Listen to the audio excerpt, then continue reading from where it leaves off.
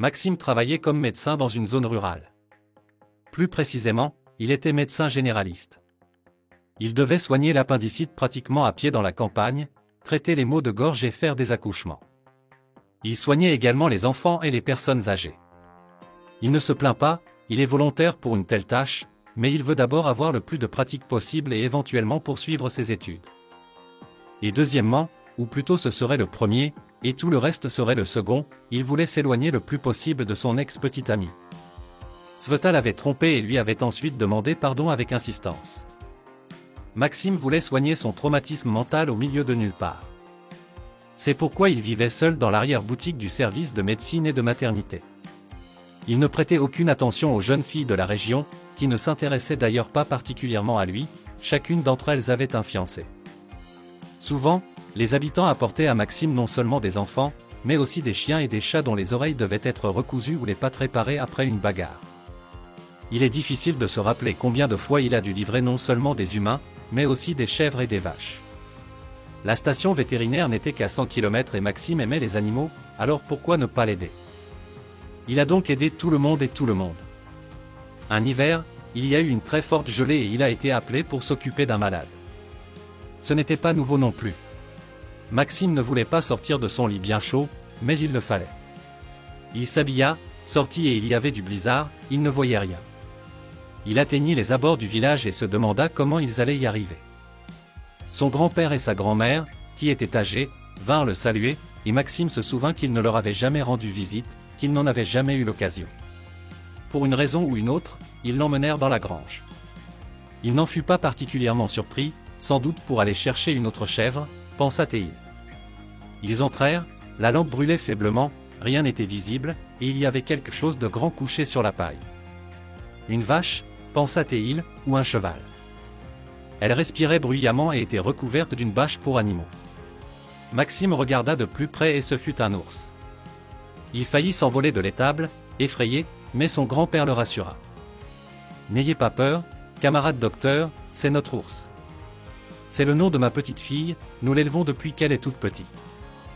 En été, elle vit loin, dans la forêt, et vient hiberner chez nous. Calmez-vous, vieil homme. D'ailleurs, pourquoi as-tu besoin de moi ?» demande Maxime, en regardant toujours l'animal d'un air interrogateur. Elle va mettre bas. Les ours font ça pendant l'hibernation, mais quelque chose ne va pas. Peut-être un gros petit, peut-être plusieurs. Pauvre colvert, il va se réveiller. Où allons-nous l'emmener? Le vieil homme a presque supplié. Comment puis-je l'aider? Je ne suis pas un spécialiste des ours. Le médecin commença à refuser. Les gens disent que notre médecin est bon avec les femmes, les chèvres, les taureaux et les gens, et qu'il peut tout faire. La grand-mère intervient dans la conversation. L'ours s'est retourné et a commencé à gémir. On aurait dit qu'il voulait se retourner, mais comment pouvait-il parler? Docteur, qu'est-ce qu'il a? Aidez-moi tout de suite. À voix basse. À ce moment-là, Maxime a perdu connaissance. Sa grand-mère lui a donné une tape sur la joue et son grand-père l'a aspergé d'eau. Maxime se leva et voulut courir vers l'endroit où il avait vu l'ours qui parlait. C'est alors qu'une petite fille apparut de l'autre côté de l'animal. Elle était assise sur ses fesses et Maxime ne pouvait pas la voir à cause de l'ours.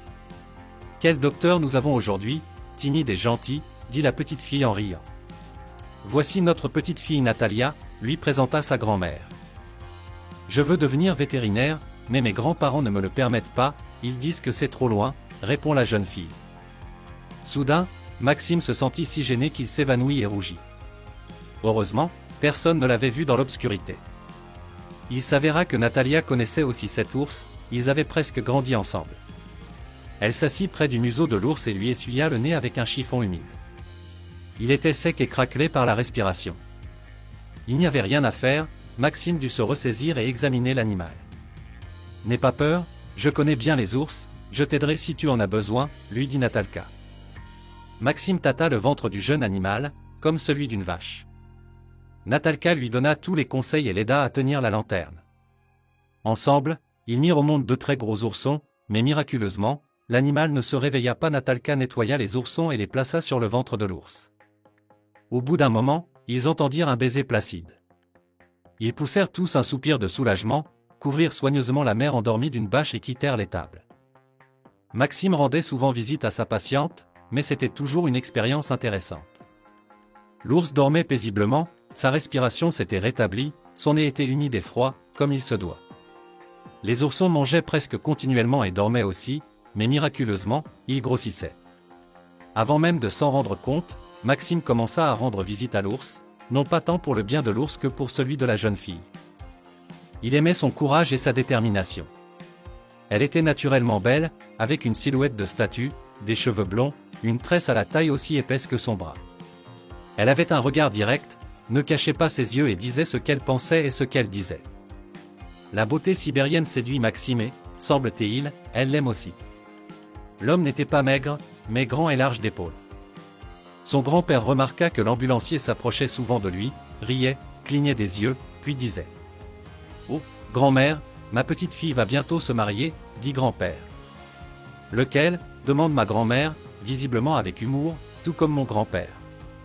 Alors, on demande à l'ambulancier lequel elle va prendre ? Grand-père sourit. Le printemps est arrivé et l'ours s'est réveillé. Pendant quelques jours, il a vécu avec ses grands-parents dans la cour. Les oursons couraient dans l'herbe et étaient heureux. Ils étaient joufflus et duveteux. Lorsque Maxime arrivait, ils couraient vers lui, ronronnaient, serraient ses jambes avec leurs pattes et essayaient de mordre ses bottes.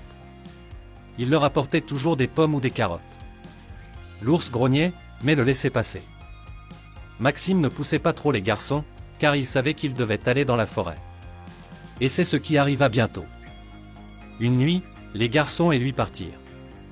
Natalka a même pleuré. Elle était très inquiète de ce qui les attendait dans la forêt. Elle aurait aimé faire ses valises et partir avec eux. L'été battait son plein. Maxime et Natalka se voyaient souvent, tout le monde dans le village savait qu'ils étaient en couple. Ils étaient sur le point de se marier. Maxime ne pouvait pas croire à sa chance et pensait avec horreur à ce qui aurait pu arriver s'il avait pardonné à Svetlana et était resté à Saint-Pétersbourg. Désormais, il vivrait une vie de traître et se détesterait lui-même. Un jour, Maxime se rendit au centre régional de médecine. Il s'absente pendant près d'une semaine et, à son retour, décide de rendre visite à sa fiancée. Juste après son départ, il est entré dans la forêt. Je ne pouvais pas le supporter, je voulais lui parler, rencontrer ma petite fille et voir comment elle s'en sortait avec les garçons, raconte le grand-père. Mais il n'est pas venu depuis longtemps, nous sommes inquiets, dit la grand-mère. Maxime a failli devenir fou. Ils se sont mis d'accord pour organiser des recherches s'il ne revenait pas de l'excursion dans les 3 jours. Le lendemain, Maxime entendit des cris dans le village, des hommes et des femmes criant, hurlant, s'enfuyant, quoi qu'il soit arrivé, le docteur avait soudain besoin d'aide. Il a regardé dehors et a vu 2 oursons courir sur la route, les gens s'éparpillaient à perte de vue sur le sol blanc du village, les ours courirent. Maxime, sachant où il vivait, l'a attrapé par les jambes et l'a traîné quelque part. Maxime a fermé la tente et les a suivis. Les garçons couraient, regardaient autour d'eux, ils étaient pressés, et Maxime avait du mal à les suivre, alors ils l'entraînèrent dans la forêt et il les suivit. Cela leur prit beaucoup de temps, plusieurs heures, pendant lesquelles ils coururent à travers toutes sortes de buissons et de fourrés, et Maxime regardait autour de lui, voulant faire demi-tour pour ne pas se perdre. Soudain, il entendit quelqu'un crier, d'une voix semblable à celle de Talka. Maxime l'aurait reconnue tout de suite. Il courut vers elle, mais elle était couchée dans un fossé, la jambe cassée. Lorsqu'il alla la chercher, elle était tombée lourdement et un ours gisait à côté d'elle.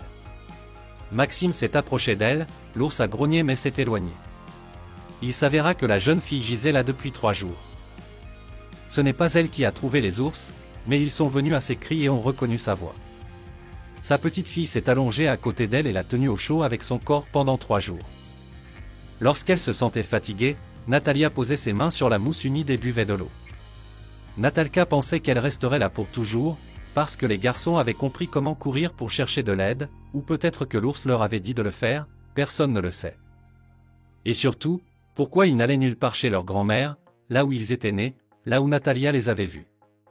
Et quand ils ont découvert où vivait Maxime, ils l'ont fait en cachette, derrière les 7 écrivains. Maxime ramena sa bien-aimée de la forêt dans ses bras, la soigna et vint en automne pour l'épouser. « Je veux épouser ta petite fille, dit-il en rougissant. Je veux épouser ta petite fille, dit-il en rougissant. Laquelle dois-je te donner, la peluche ou celle aux yeux bleus ? J'épouserai celle aux cheveux hirsutes. Je crains que le père de vos enfants ne s'y oppose. Maxime a trouvé le moyen de faire des blagues. Notre homme a le sens de l'humour. Tant mieux pour lui, je le respecte, dit le grand-père. Natalia, veux-tu épouser ton sauveur, s'écrie le grand-père.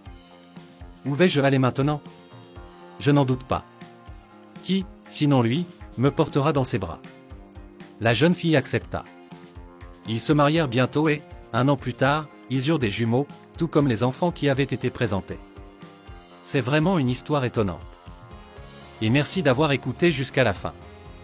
N'oubliez pas de vous abonner, d'aimer et de cliquer sur la cloche pour ne pas manquer les nouvelles vidéos. Je vous souhaite le meilleur.